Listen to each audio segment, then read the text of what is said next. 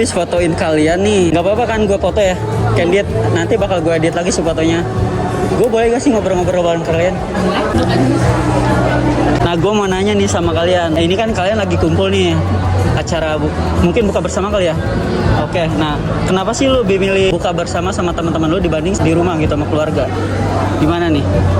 Kalau kita sih memang kita kan pulang kampus, terus kita tuh rata-rata kayak pekerja yang sambil kuliah, jadi tuh pulang kerja langsung berangkat ke kampus.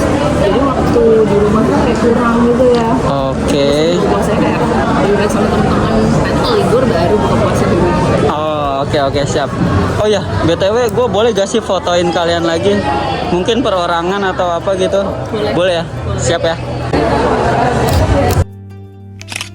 3.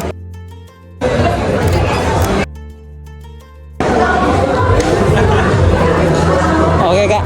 Oke, nanti paling gue edit lagi ya fotonya, dan boleh gak sih gue upload di TikTok? Boleh. Oke. TikToknya boleh dicari. Iya. Oke, thank you. Nanti gua kirim fotonya.